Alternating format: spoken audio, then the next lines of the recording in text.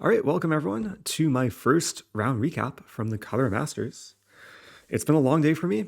I had a long battle, a very interesting battle against International Master Praneeth Vuppala from India. And I want to note that I'm still pretty jet lagged. I just arrived in the country, I guess, 3 days ago. And today I've been awake since 4 a.m. So if I sound like I'm dying, please forgive me. Maybe wish me well. I do look forward to sleeping after recording this. But let's get into the game. It was a d4 opening. And I actually decided before the game that I would play a London. And I've been hesitant to play London in classical tournaments, at least over this past year. I can't recall if I played London in, I don't think I played it in Beale or Vegas or Kragero or Reykjavik. Is that true? Is this my first London of the year in classical chess? I did have one game in Vegas, which was some weird like gambit. I guess it started as a London where I got the winning position after like 8 moves. But yeah, I've really mixed up the openings over the course of this year, playing e4 and d4 and c4 and knight f3. But I stayed with my bread and butter for this game. And coming into this game, I didn't have too much time to prepare, but I did have maybe like 90 minutes to 2 hours. And I saw that my opponent plays this line bishop to d6. And I actually found a game that my opponent played earlier this year in Baku, where he won from the black side of this position against none other than Hans Niemann. And it was actually a really nice game from the black side. Hans played the move knight e5, which is actually my main prep. And Hans played a line where he pushes h-pawn early on. And he basically played what I would have played if I didn't see that game and see how my opponent just dismantled Hans, or at least neutralized Hans in the opening and then won a bit later in the game after Hans overpushed. So after seeing that game, I had basically 2 goals in mind. One was to deviate from the game with Hans. Another goal was to avenge my my compatriot and try and get some payback for my opponent taking down the famous legend, as we all know, in Hans Niemann. So before the game, I was just trying to figure out what my other options are because I didn't want to be predictable with 95. And my opponent actually told me after the game that he was preparing this from the black side. So I chose a move here, which is not something I don't think I've ever played, definitely not in a tournament. Maybe it's something I've played like once or twice online. The main alternative I should note is bishop to g3. This is a move I used to play.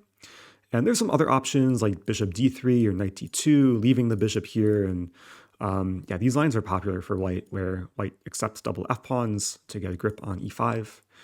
But I chose a move here, which, let's just check the database real quick.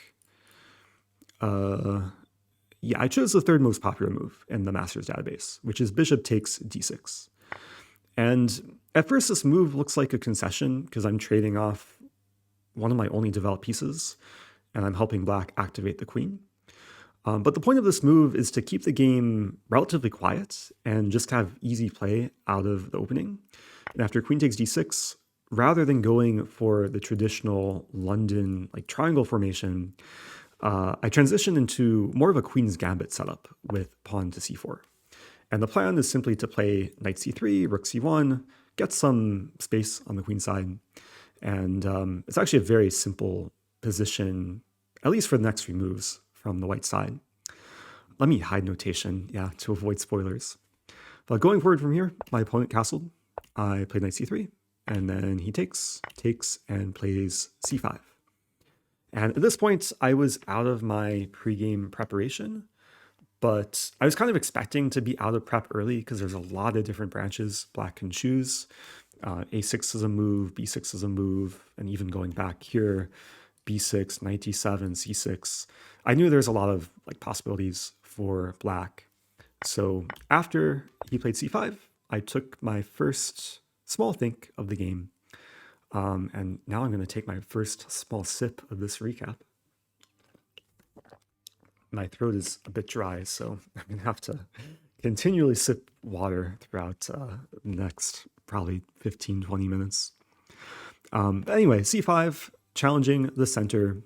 And here I decided to play what I thought was the most flexible move, just castling, leaving the tension between the pawns. My opponent plays knight to c6.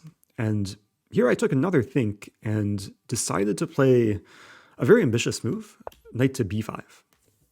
And the point of this move is, of course, to harass the queen, but also to try and get initiative. And I thought there's maybe some possibilities where I end up taking on c5 and then exploit the d6 square with an eventual knight d6 or queen d6. Now, unfortunately, this didn't really happen. Like, I was not able to exploit the square as I wanted, because after takes, my bishop's attacked. So I don't really have time for anything coming to d6. Like, if I play knight d6, then I would just regret it. So I played rook c1 here. And yeah, now, of course, aligning with the queen. But black is in time to play rook d8, basically controlling the d-file now, forcing my queen off the d-file. I play queen e2, and then queen e7 was played. And I saw this position from a distance and thought, okay, it looks pleasant for white because black is still underdeveloped on the queen side. And this is one of the points of the opening, even though maybe it's not the most testing opening theoretically. Black does have some issues in developing the light squared bishop. And basically what's happening here is white has a temporary advantage where if I can really try and create some initiative and capitalize on the next few moves, then maybe black can be in trouble. But if black gets a few moves to, for example, play like a6 and b5 and bishop e7, then black will be doing fine. So I felt a bit pressured here to try and make use of my early lead in development, my slightly more active setup. And I played what I thought is a very reasonable move, rook d1, getting my last piece in play. So all my pieces are now developed and doing something. But then my opponent plays a6, I play knight d4, and then we trade. Takes, I take with rook, takes and take. And yeah, I didn't really see how to avoid the simplifications. And then my opponent plays e5. And it's a very useful move, not only hitting my knight, but preparing to bring out the bishop. So I haven't had a chance to analyze with Engine yet. I don't know if I missed anything earlier to maybe get a larger advantage. But the game was still super interesting going forward from here. Because after I played knight f3, I was expecting bishop to g4, which my opponent didn't play. I thought maybe he didn't play this because he was scared of like h3 and some g4 ideas, and perhaps black doesn't want to take and allow some nice activity. And rook c8's not possible here because bishop f7 tactics. So instead of playing bishop g4 right away, my opponent played h6, which after he played it, I thought was a logical prophylactic move. Like, he's preventing knight g5 ideas, which definitely was an idea for me to hit f7. But here, I was very happy with the move that I came up with. Because my next move is a very multi-purpose idea. It was queen to c2. And there's probably like 2 or 3 purposes with this move. For one, I'm getting off this diagonal, so bishop g4 will not be pinning my knight. And very soon we'll see why that's relevant. But in addition to that, I am creating the battery on the c-file, and there's ideas of potentially just retreating the bishop, maybe e2, d3, or b3, and then eventually playing queen c7 and trying to get some activity on black's 7th rank. There's also ideas here of using this diagonal. Like, for example, black can't play g6 because queen takes g6 is playable because now, the f pawn is pinned. And I also had ideas of a very interesting knight maneuver, and we'll see what plays out because after bishop to g4, I played the move knight to h4. And during the game, I was a little bit questioning myself with going for this because it seems a bit weird to just put my knight on the edge like this. But we're going to see that this f5 square is actually a really nice square for the knight, and it's very hard to stop knight f5. Again, g6 doesn't work because the pawn is just hanging.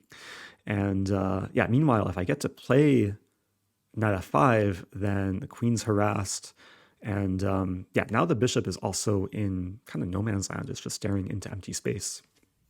So the game continues from here. My opponent plays rook c8, very sensible move. I should note here that maybe some people are watching and wondering why I can't take on f7 and take the rook, but the bishop on g4 does defend the rook on c8, so I don't have any immediate tactics. So I go for knight to f5, and my opponent takes. I had some fantasy that if my opponent plays something like some queen move, let's say queen d7, there's a cool idea to take, and then queen g6, winning the knight. So black did have to be careful. So bishop f5 was played. And I thought this was a small success to get a situation where it's now bishop for knight, and my bishop is quite powerful on c4, especially given black has played e6. F7 is a constant target. But the downside for me in this position is there's this annoying pin on the c-file. And my opponent played a move here which I wasn't quite expecting, this move rook to c5. And I realized that I'm in a little bit of a predicament because black is threatening to play b5 and just win material. So I had to be really, really careful here. And yeah, initially I wanted to play queen b1, but then queen c7. And there's still a pin on the c-file. b5 is still coming.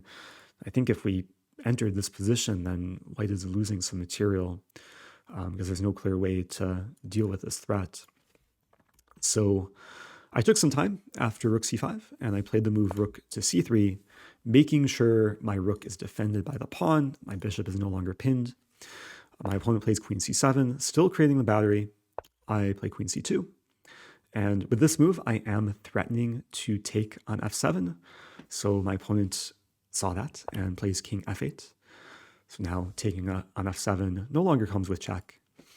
And here I saw that, yeah, black probably wants to play b5 if he gets a chance, force my bishop to move, and then take on c3 and damage my pawn structure. So in this position, I played what I thought is a very logical prophylactic move, pawn to a4. And this essentially prevents b5 because now with b5, I'm happy to take, and take, and the rook can't take the bishop because of the pin. So white would win a pawn in this line. So instead of b5, my opponent played knight to e8, which is a weird looking move, but it's actually the move I was expecting because the knight wasn't doing too much on f6. And yeah, knight d6 is a much better square to pressure my bishop on c4. So here I played the move pawn to h4. After the game, I hopped on call with Jonathan Schranz, who was taking over my Twitch channel for commentary during the round. And he was joking that I played a delayed crab, a4, h4. The crab opening is not something to be recommended, but later in the middle game, sometimes these moves can come in handy. And h4 especially is actually a multi-purpose move because not only am I making Luft, avoiding any potential back rank mate ideas, but I'm also having ideas of playing h5.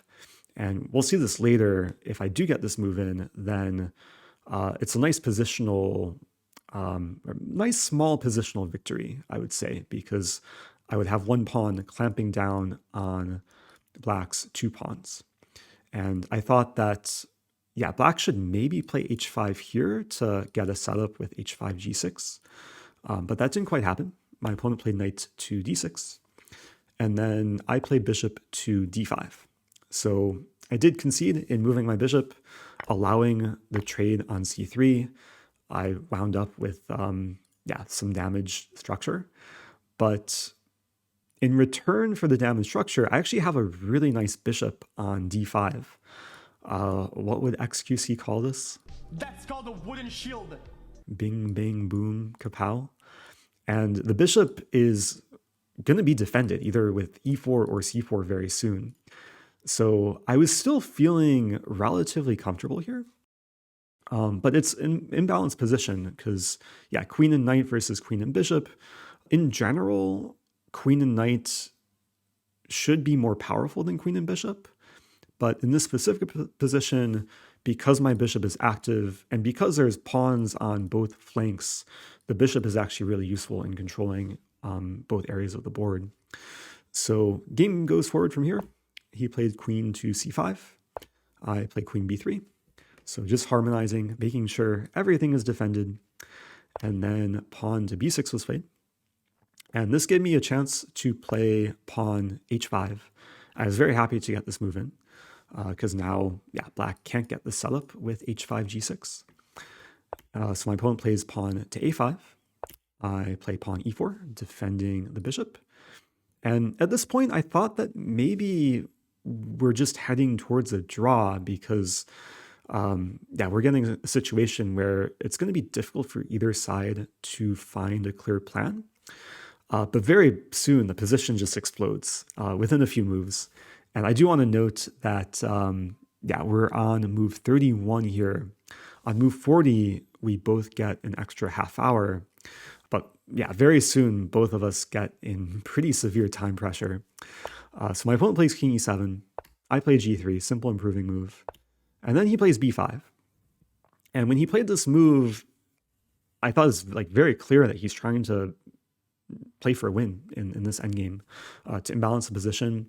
If black can trade these pawns, which he does after takes, pawns are traded, then black has the outside passed a pawn, which can be a very powerful asset in the endgame. Now, thankfully for me, my bishop on d5 does control the a2 square in many cases, so it's not a huge concern of the pawn queening so quickly. But I did have to be careful here, and I definitely did not want to trade queens. If I trade queens here, then it's probably very close to losing for white, especially if I have to play this move, then the knight can come into d4, pawn can start running. So I keep queens on the board, play queen a3. And yeah, once I saw that I could reach this position, I was actually feeling comfortable, and I thought maybe I have winning chances because now the knight is pinned, and I'm threatening not only some ideas of c4 with c5 to follow, but I also have some tactical ideas that bishop takes f7 because the king would be overworked, the knight is pinned. So here I thought black has to be very, very careful. And we're seeing my opponent get very low on time. I think after the next move, yeah, he was falling almost below a minute. And he played f5, which in the moment I thought is kind of a panic move. Like he's just trying to make things chaotic. But this turned out to be, I think, a very resourceful move because he's pressuring the e-pawn and really puts a question what to do here for white. The move I played is c4. And then he plays queen to b4. And yeah, when I played c4, I calculated this line with queen to e3. And I thought that I have good chances to win now because, okay, I'm threatening to take and take. I also have ideas of queen to a7 and then just infiltrate. And if I can win the g7 pawn and then maybe the h6 pawn, then things can very quickly just crumble for black. But my opponent was still very resourceful. He played the move knight takes e4, allowing queen a7, and then he plays king to d6. And I think this is around the point where we reached... Oh no, we're still 3 moves away from move 40. So yeah, here I play king to g2. I should note that if I take on g7, I think this is just a terrible blunder because queen e1 and I'm losing f2. That will come with check. So I had to be very, very careful. King g2 was essentially a preparatory move. I wanted to make sure queen e1 doesn't come with check, and it keeps my options open what I want to do with this queen. Also put the pressure back on my opponent. He had less than a minute to make his next move. He played the move queen c5, which I think was a very good practical decision. It could very well be the best move in the position, offering the queen trade and also targeting the f2 pawn. And then from here, I give a check. And after king to c7, yeah, I played queen b7, which was the 40th move. So we both got an additional half hour at this point. And then I took some time and realized that I can't really play for a win. Like, I'm currently down a pawn. And if I try and cash in on g7, and first of all, f2 is still hanging. So I do have the option of takes, takes, and takes. But I didn't really see how I can play for a win here with this outside pass pawn. Black maybe has a move like queen c6 to start with to prepare e3, or maybe queen d6. So instead of going for that line, I played it safe and I played queen b8. And honestly, when I played this move, I thought I'm just forcing repetition because if the queen blocks on c8, then I just take on e5. That's bad for black. If the king moves to e7, I also take on e5 with check, and then I'll take on f5 defending. So I thought we were just going to repeat, go back and forth here. But then my opponent played queen c7, which somehow I just didn't see coming, at least from a distance. But I was very thankful here to have a nice resource in the position, is this move bishop e6. And okay, I played this maybe after thinking for 4 or 5 minutes, but it's a nice resource because the king is tied down to defending the queen.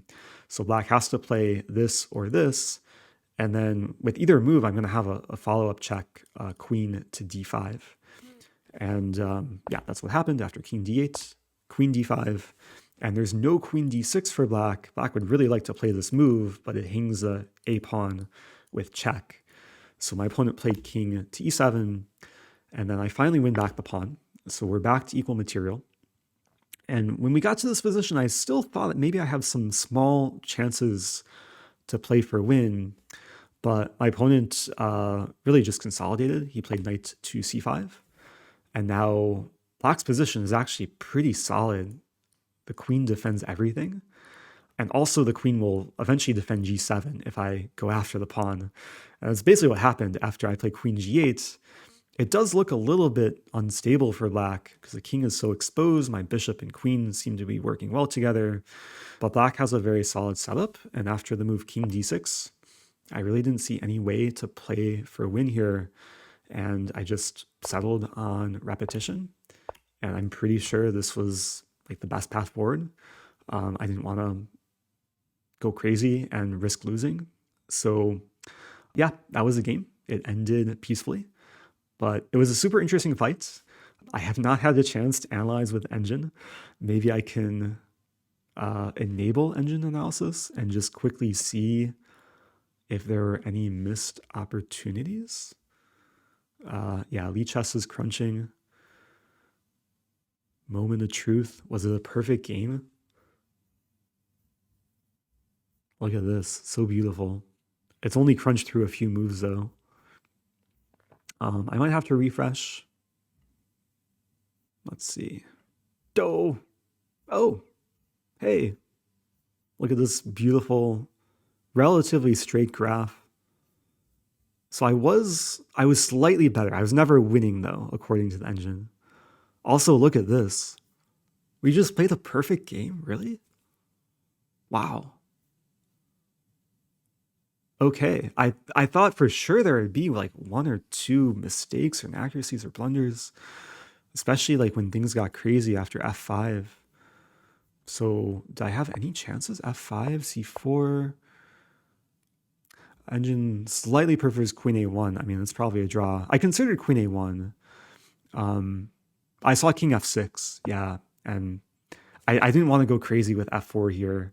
There's some like interesting lines, but then my king gets exposed as well. So I think I'll leave it at that. I'll leave a link to the Lichess study or broadcast if people want to analyze on their own and maybe tell me everything that I maybe missed. But yeah, I guess I can't complain with the first game. Pretty clean. And I mean, I'll be honest, I was super, super tired during the game, like having not gone sleep since 4 a.m. So I was trying to survive. I had like the strongest coffee that they offered. But hopefully I'll be able to sleep tonight and get rest for tomorrow. yeah, tomorrow is round 2. It's a game a day. Again, I'll leave links in the video description if you want to check out the broadcast, the tournament website, my Twitch channel where Jonathan Trance will be doing commentary. Big shout out to Jonathan. Do send him some love. But yeah, I'm really tired now. I'm gonna get some sleep. Thanks for watching. I'll see you guys soon.